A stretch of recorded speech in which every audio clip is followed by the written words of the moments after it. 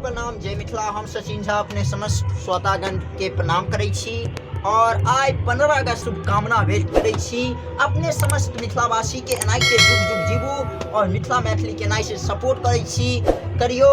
और बहुत आदमी एहनो छै कि मिथिला मैथिली के सपोर्ट नहीं करै छै, अपन आगा में बढ़ लगे छै। एहन से मिथिला मैथिली नहीं हेतै। दहेज प्रथा के बंद करवाओ, अपन मिथिला मैथिली के आगा बढ़बियो, तखन विकास हेतै। एना नहीं विकास होइ छै। आइ अहाँ सबके दीदी देखा रहल छी अपन स्कूल में, हाई स्कूल में, खिरहर हाई स्कूल में कार्यक्रम जे भ रहल अछि ओके दीदी देखा रहल छी। झंडा तोलन भ रहल है, ओके दृश्य देखा रहल छी। अपने सबके नीक लगतनि तो लाइक करियो, सब्सक्राइब करियो और शेयर करियो। अपन मिथिला मैथिली के नाते आगा बढ़त रहू और मिथिला मैथिली के नाते विकास करते रहू। केतेक अपन नेता फांसी पर लटक गए, एके अहाँ सब सीरियस में लिया और अपन अहूँ सब आगा बढ़ू और तरक्की करू। अपना जीवन में तरक्की करियो।